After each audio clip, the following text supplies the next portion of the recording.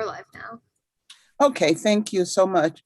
Thank you, Chief, and for your team for being here with us today. And this won't take long. I just wanted to have us check in with you on the protest protocols that you had submitted a while back and then had an opportunity to utilize. It would have been maybe last week or week before last, and just bring us up to speed on how that worked out.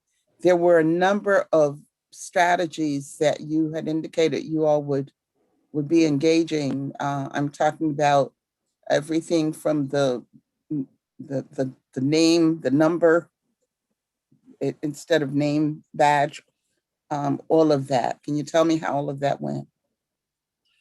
Sure. I'm going to have two of the people that were involved in the process, Deputy Chief Person, and then our Commander Kuhlman, who's over the Special Operations Office.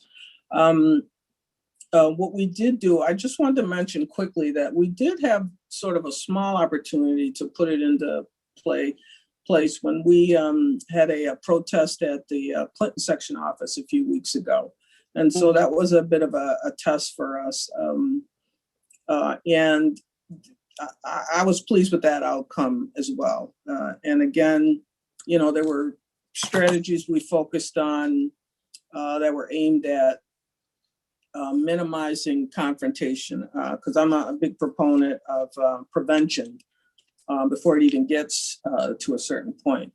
So we all, I just wanted to make the council aware of, also had in the last 3 weeks, we've had 3 cases of people with behavioral health issues that were barricaded in their homes with weapons, guns. And these all we were able to bring to a successful fruition without anybody getting hurt. There was a lot of time involved in that, and so, which means overtime as well, but nobody got hurt. So I'm very pleased with that. And really want to, again, give kudos to staff for how they handled it. What I'd like to do is I'm going to have Deputy Chief Person. He's going to give a quick review of the protest plan itself, so people can recall what those details are. Commander Kuhlman, he's going to go through the incident command process, and then I'm going to finish up with just making you aware of what the outcomes were on the detail. We had no arrests and no major incidents. I was very, very happy about that, but we will give you more details in this discussion. Deputy Chief Person. Thank you, Chief. Good afternoon, everyone. I'm just going to start, as the Chief said, going over just a refresh of our rules of engagement and how they factored into our planning process. So when we began planning for the event, we took a broad look at what other departments were doing around the country.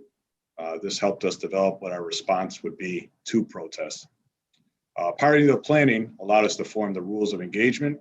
And these rules allowed for RPD to outline our expectation for peaceful protests, not only to our officers, but also to the community. In our, when planning for this, we created our mission, which is the Rochester Police Department remains committed to supporting the U.S. Constitution and the First Amendment, which protects the right to peacefully assemble. We're also committed to public safety and protecting the public from criminal activity. We understand that protests can range from peaceful to non-peaceful, and we tailored our plans to vacillate up or down based on the behavior of the protesters, which would guide our response. In our plans, we focused on a balance between community concerns and safety, while also focusing on the safety of our officers. In our plans, they were remaining flexible while adjusting when necessary.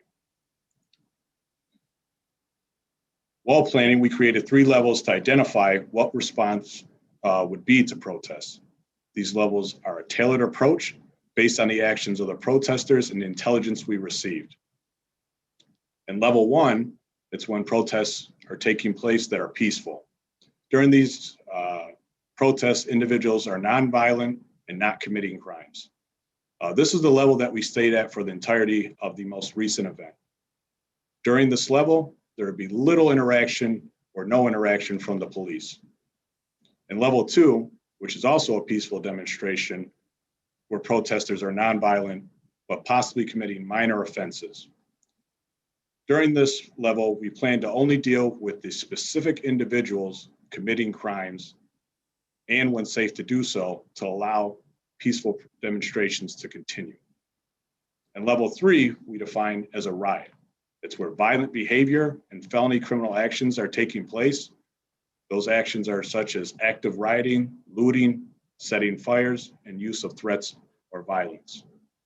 In a level 3 response, the activation of mobile field force, rapid response teams, and the full incident command system would be activated.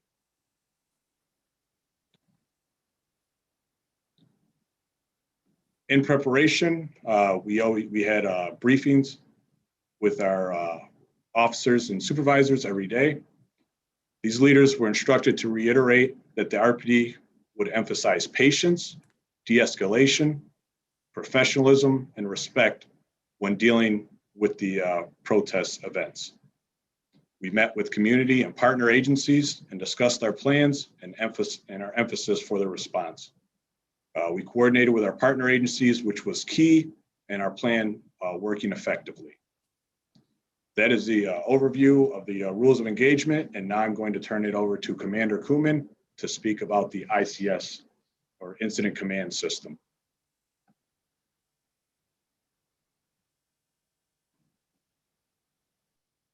Thank you, Chief, and good afternoon, everybody. Again, my name is John Kuhlman. I'm the Special Operations Division Commander presently. I'd like to, first of all, start by giving a general overview of what Incident Command System is in general terms. And what I mean is that this is a system that sets up an approach to planning and procedures for large-scale events. It's a system that's been around for several decades. It's one that's commonly utilized to be able to standardize approach to command, control, and coordination of incident management. And it's generally applied to major incidents, whether they're pre-planned events or whether they're spontaneous things that happen that were unforeseen, and you can spin up and be able to create a common hierarchy among personnel. And sometimes that hierarchy involves personnel from different jurisdictions, whether it's the police and the fire department, or whether it's the fire department and environmental services. These are common terminologies, a common approach to being able to structure and identify who is where in the hierarchy, who responds to who, and so on. Second bullet, that it specifies an organizational structure for incident management, and it integrates, coordinates a combination of procedures, personnel, equipment, facilities, and communications. It's important to note that within the ICS structure, which is what we exclusively used in planning for this announcement, it very clearly gives you some adaptability, but it also identifies, again, who, where, and why your resources are where they're supposed to be. Heavy focus with ICS on planning, intelligence, operations, logistic, and finance. These are the things that are regardless of how small an event is, these are the things that are going to be at least the major components of the planning and the operational piece. I talked about being able to notify, or excuse me, not notify, but set into place the different pieces, and we call them sections or branches, if you will, and you'll see that in an upcoming slide. But what that allows you to do is take the guesswork out of who responds to who reports to who's responsible for what in any given situation. And the slide that's up on the screen right now gives you a good indication or a good example of how that works. You start at the top with an incident commander, and then you have the different branches that kind of cascade downward from there. And again, the modular approach to events makes this so that it's adaptable. You can scale back as needed, or you can expand that if other jurisdictions and so on were to come into it. So what I'd like to do is I'd like to talk about kind of how we approached ours. Every day that we were operational, we would have meetings, and even prior to the operational piece, daily planning was a big component of what we were doing. So in building up to putting our plan into action and getting all the pieces into place, we had a lot of meetings, and that's where those things that the deputy chief had already talked about were ingrained in our leadership, and where roles were identified, putting the right people in the right places. And that doesn't necessarily mean just by rank. It means who has a particular good skill set, and they would be in charge of that particular piece, and people would respond to them. So daily briefings, I'd like to talk about those every day of the operational period. Key leaders would meet to discuss the previous night's events and start to get plans rolling and discuss if there were any issues, if there were any needs identified, if there were anything in terms of new intelligence or something that would be important for anybody to know and to understand. And then all of that was discussed in a large setting. Incident commander would oversee the meetings, and if things were not covered completely, the steps were put into place to make sure that everybody got the appropriate pieces of the plan put out, and the discussions were held and the plans were moved forward. Our methodology, the advanced planning, as I mentioned earlier, community engagement, a big priority with us going into this whole thing. Understanding that what we really wanted to do is be able to protect people's First Amendment rights to protest, and also to be able to provide some police resources, make them available to the community members so that we can have some discussions, so that we could gain some familiarity with each other. Tried to get the rules of engagement out, made them public, communicating expectations and so on. I think the biggest piece of our plan, it was already alluded to by the deputy chief, was the reduced visible police presence. And I think we were very successful in managing that and making sure that that methodology was made clear to our department and all the key leaders, and then bringing that discussion downward. Flexibility, patience, empathy, preparedness, and professionalism. That was stressed right from the very top of the organization, pushed down to every level within the organization. And at briefings, at operational meetings, at daily planning meetings, those things were emphasized and pushed out to everybody, whether it was a person in a leadership position or somebody at the patrol level. Communication being very consistent, coordination was key. Again, the meetings, the everyday pieces of going back and forth with people that fell within your section or your piece. That was very important to how we did this. And also with public safety being first and foremost, safety plans utilized, trying to cut down some traffic so that protests were protected, so that demonstrators had safe passage.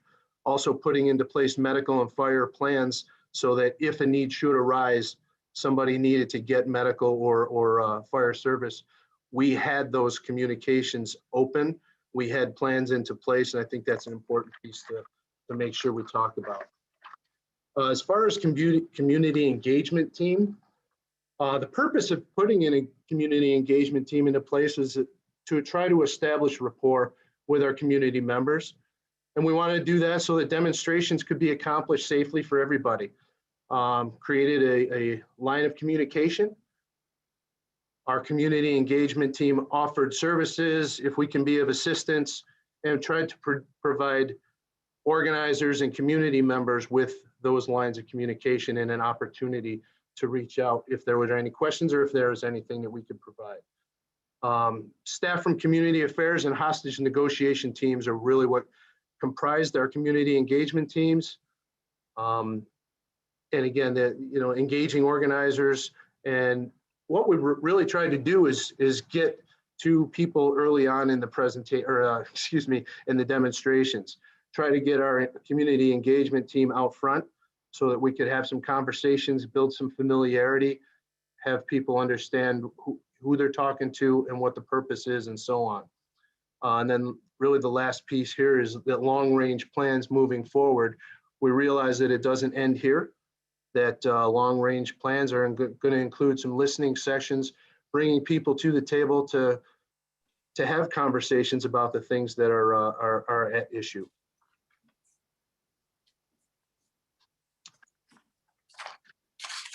Chief, that's all I have. Thank you, Commander. Excellent job. So I want to talk to you about the outcomes that we observed that night. And obviously, most importantly, again, I want to reiterate that, no one was hurt. And whether it's police or protesters, and I was very, very pleased about that.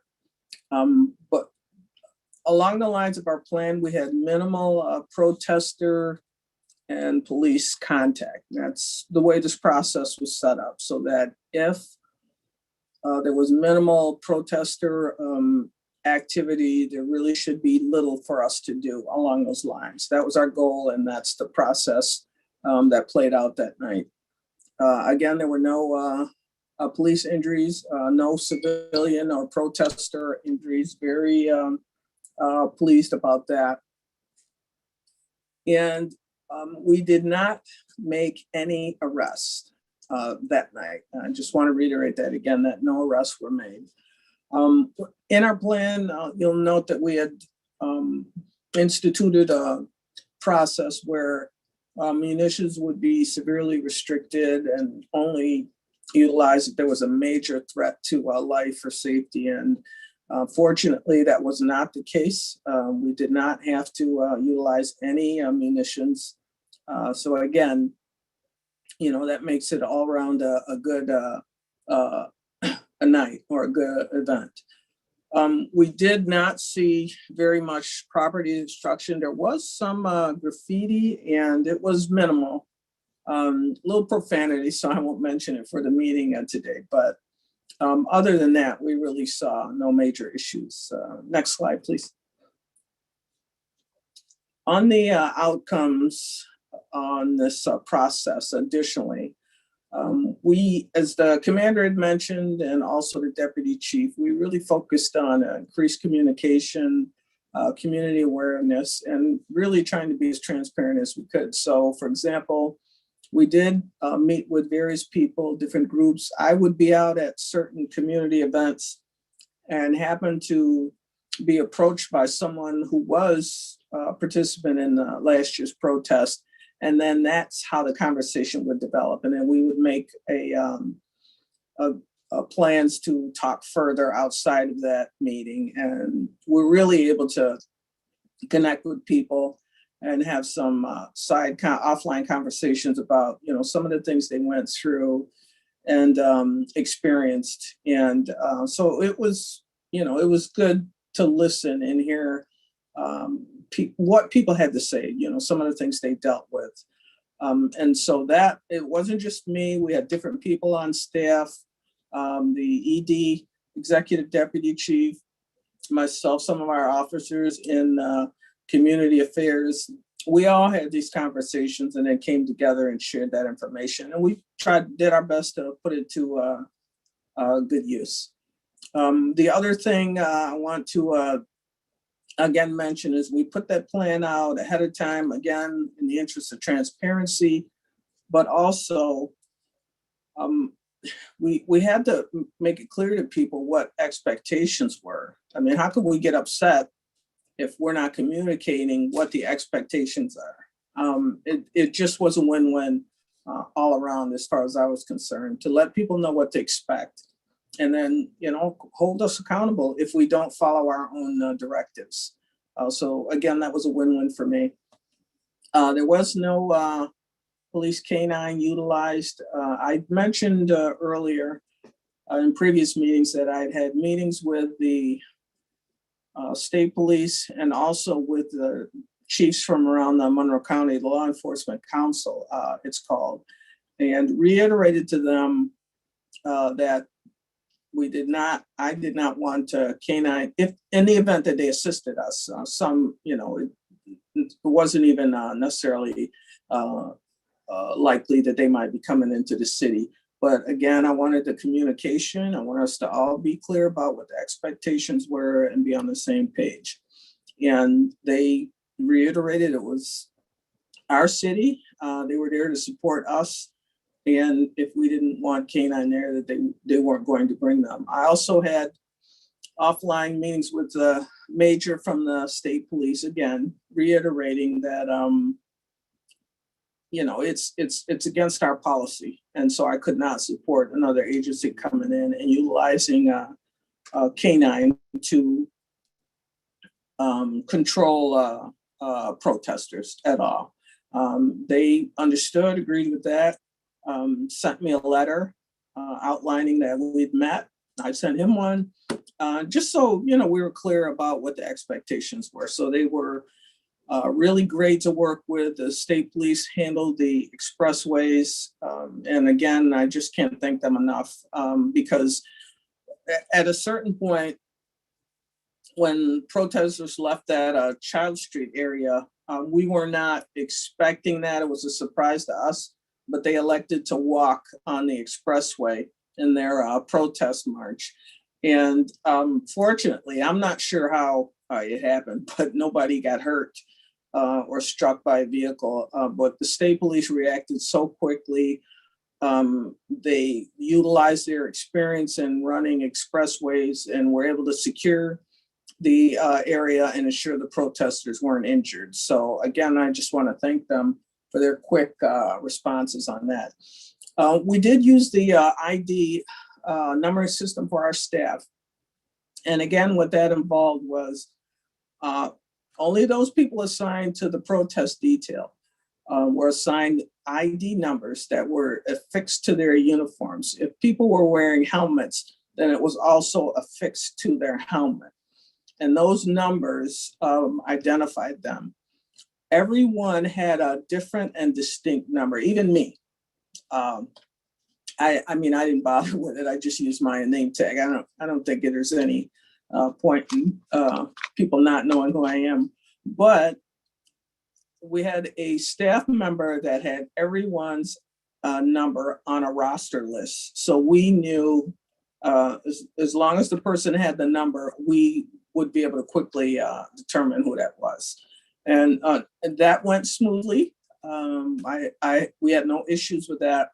And again, in looking at some of the video, I was able to see, that people were adhering to that process. These were instructions like the Commander Kuhnman had talked about the planning involved. People had to be inspected before they went out on duty. And we also had various meetings to reiterate to people. We have what's called an information update that's sent out daily to our staff so they get important bits of information. This information was also included in that. Again, we wanted to reiterate to people that this is a tool for use in the protest environment, and they were not authorized in doing so outside of that. And again, I've had no reports of any issues with it. It did run smoothly.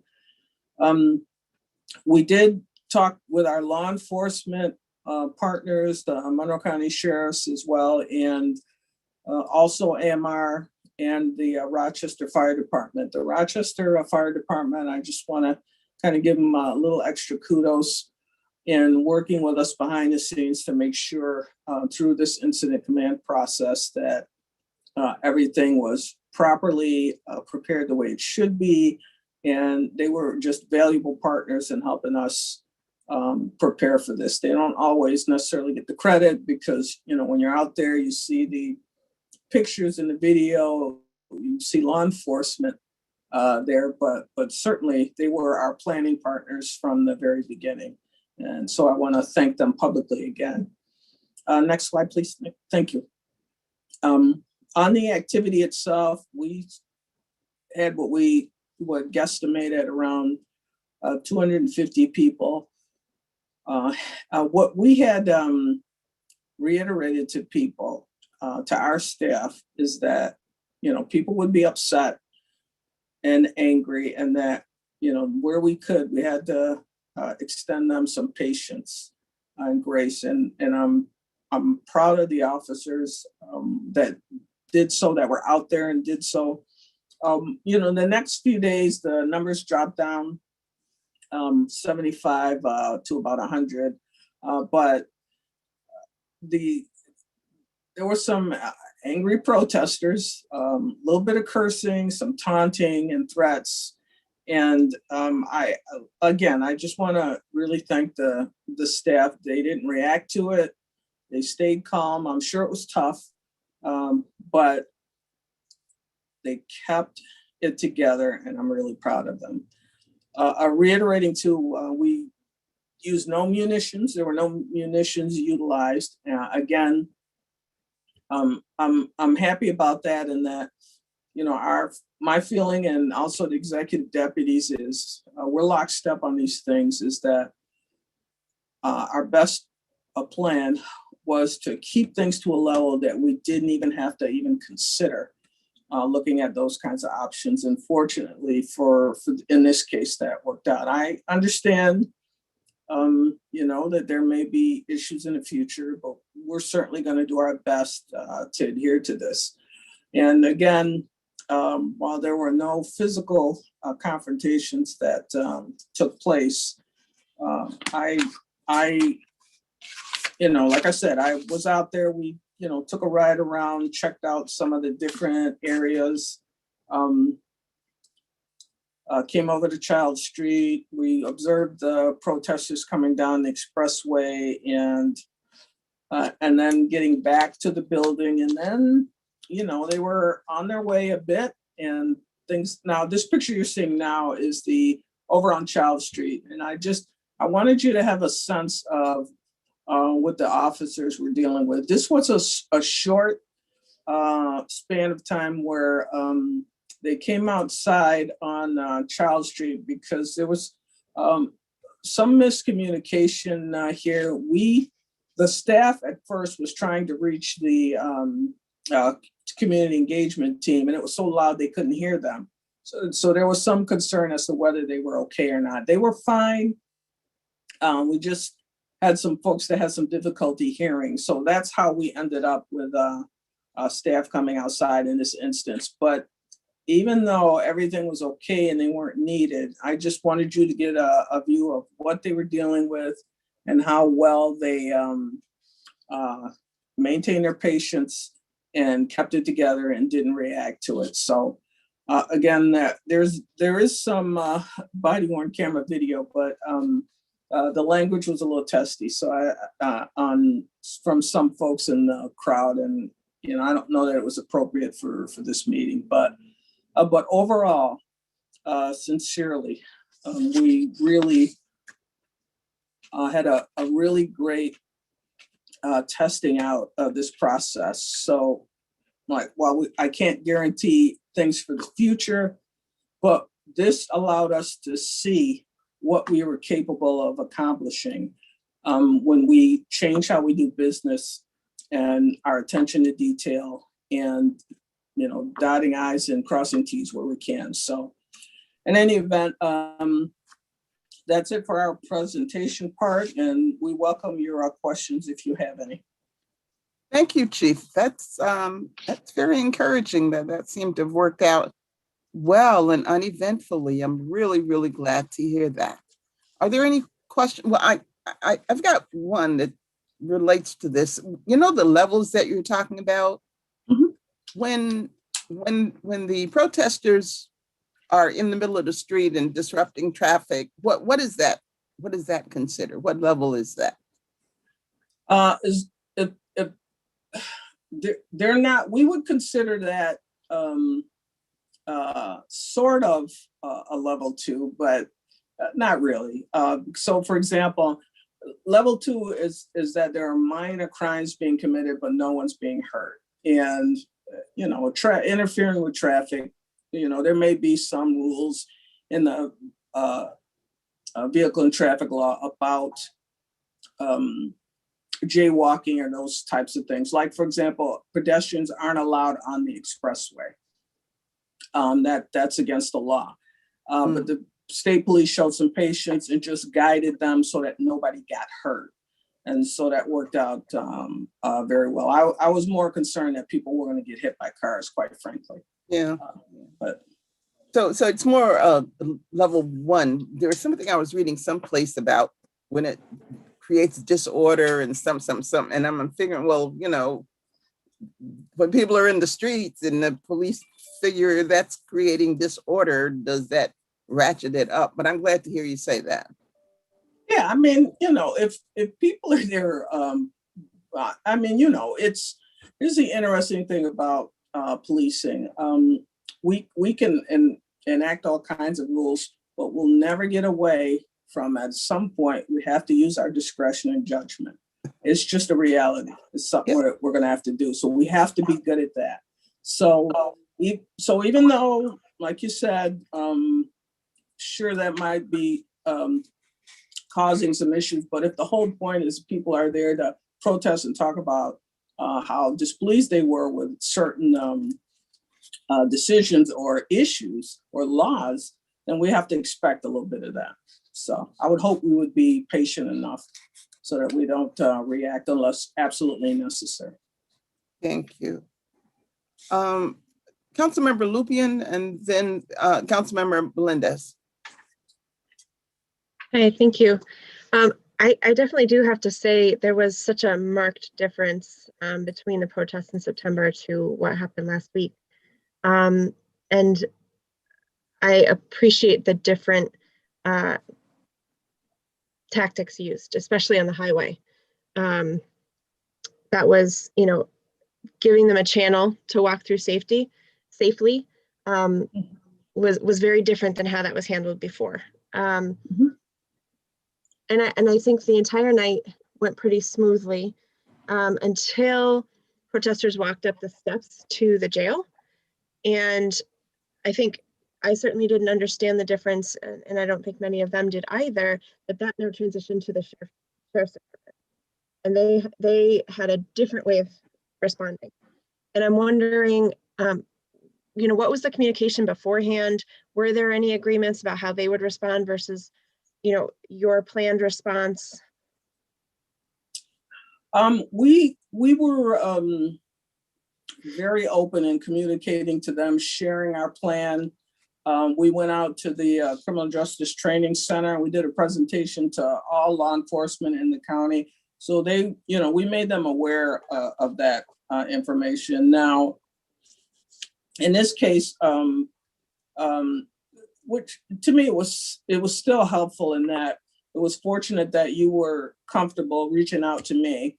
And so we were all working, all of us, all of the law enforcement. So Sheriff Baxter was on duty as well. So I was able to call him right away and connect you to, but then also share with him immediately, hey, we've got the potential here for there to be some issues.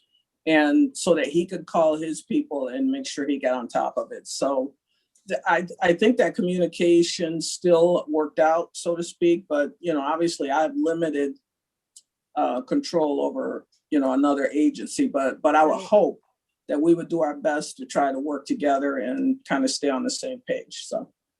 Yeah, it was really stark, the difference of how the crowd responded to that, kind of like how you guys did kind of like a no confrontation model versus, you know, really holding their ground, and how that changes the dynamic. Good point. Yeah. The other question I have is, you know, the officers that were out front of the public safety building, as I understand it, they were asked to kneel with the crowd and did. And that caused some heightened feelings in the crowd. But I'm wondering, how was that received when they went back inside by fellow officers? No, I'm not. It's not something I would mandate, but, you know, they're community engagement. So they're, you know, really adept and keen to working with people and being flexible. So that did not surprise me at all. But how would we know that some people are making the request, but some people would Sure. object to it. I mean, No, how would you know? I personally think that they showed humanity there, and I appreciated that. But I'm wondering, once they went back inside, how, there were lots of officers in there. Was there any issue? No. Okay. No, Thanks. there was not. So, Councilmember Melendez?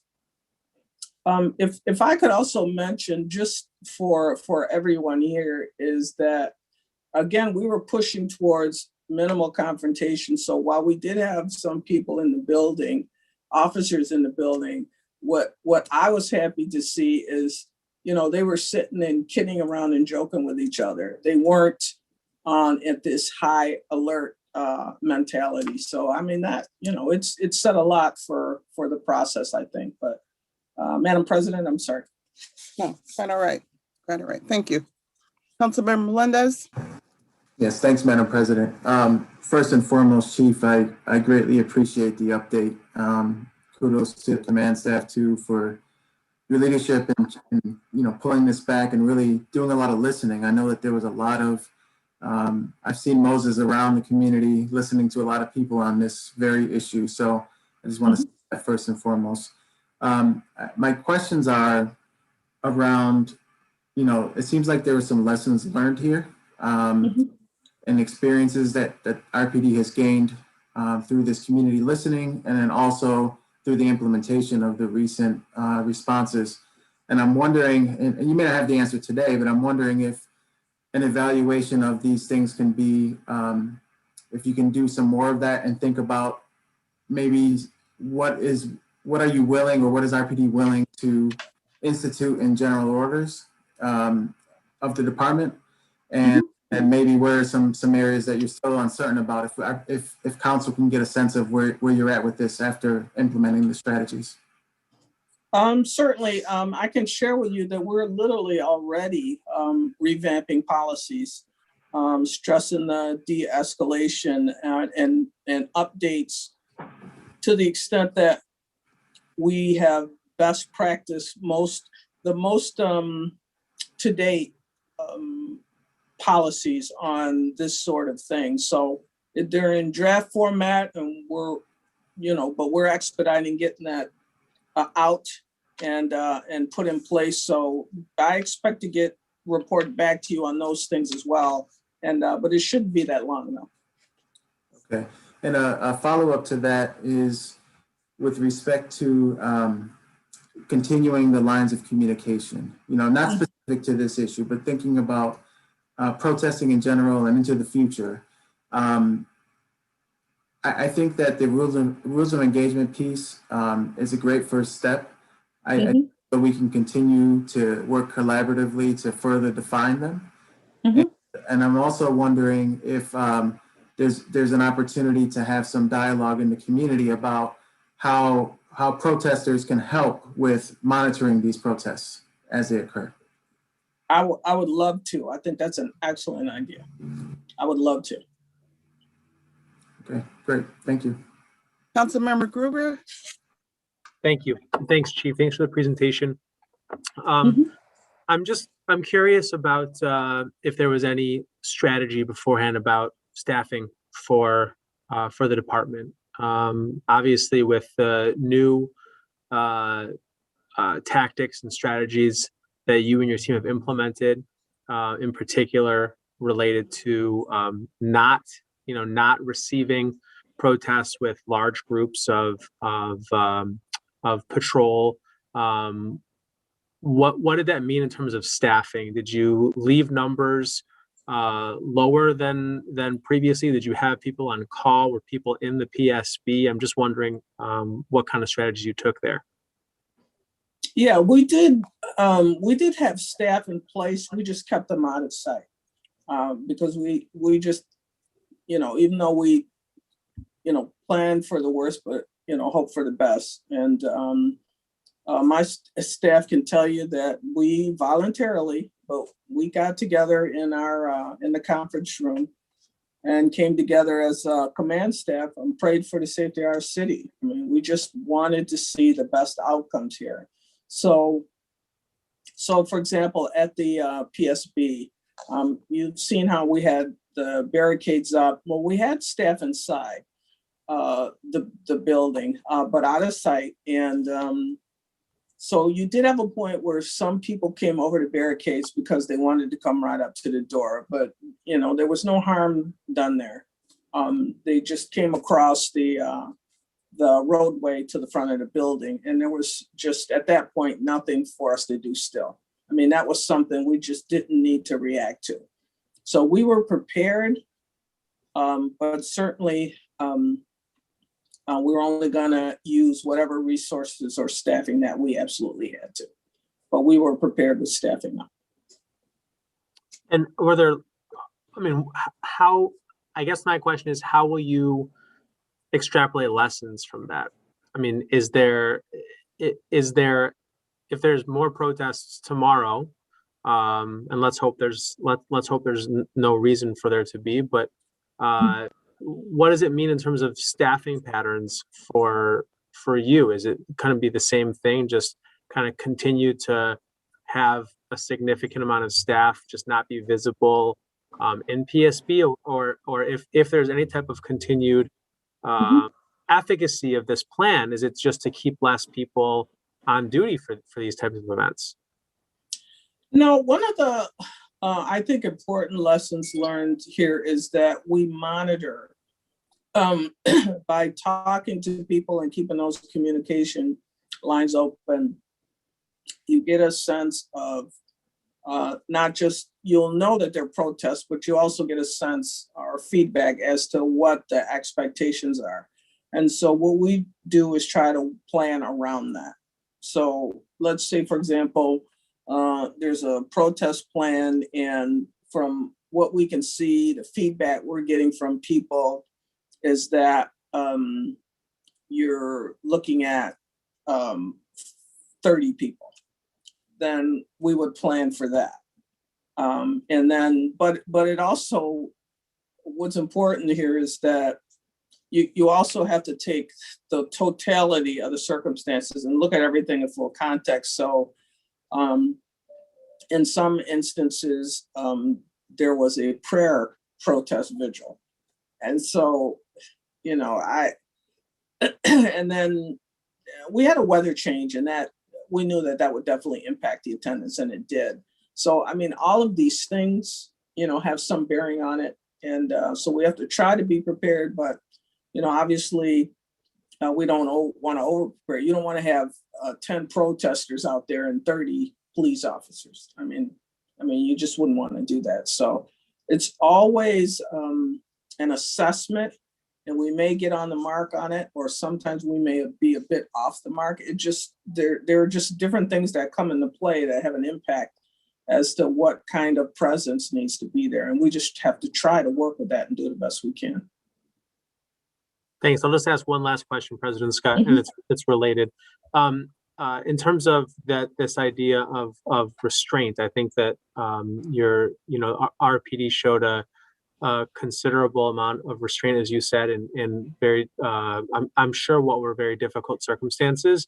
Right. Did you plan accordingly? I mean, did you make decisions about who were going to be the people who were there based on, you know, their personal experience or background in such situations? I can tell you from before your time coming back, Chief, back in September, I can tell you when I was out there myself several times, you could tell that there were some members of RPD who were trying to show restraint, and you could tell that there were others whose instinct was not to show restraint. And I'm wondering if you were deliberate and strategic about that in your staffing patterns the other night. Well, in some ways, yes. And when we look at things like the community engagement team, these are people with strong negotiations and communication skills. And they have a lead role in really trying to talk to the people that are out there and give them a sense that we understand they're upset, and we're there for a purpose to ensure that they are able to exercise their peaceful right to protest. Those are people who are skilled at those communications pieces, well known in the community, and are respected. On the other point where we talk about staffing overall, there comes a point where, as the CEO of the agency is the chief, I have to set the tone. And there may be 10 people there, and I'm just throwing a number out. And of the 10 staff members, 7 are inclined to show restraint and 3 are not. Well, for those 3, that's not their option. We've set the tone. We told them what the expectations are, that we expect restraint and that we're not going to react to verbal confrontation. And that's that's the standard everybody is held to. I mean, I can't be clearer than that. That's the expectation. That's what I expect. And if you don't adhere to it, then I would expect that I'm going to get an explanation and we'll address it. So. Thank you so much, Chief. And I recognize we're edging up to your hard stop. And unless there are some more pressing questions or comments, then I think we can adjourn this meeting. Are there any closing comments by anybody? If not, well, once again, thank you so much. Great job. Thank you. Great job. We really Thanks for having appreciate it. us. Thanks to staff for their help tonight. Thank you, everybody. Good night.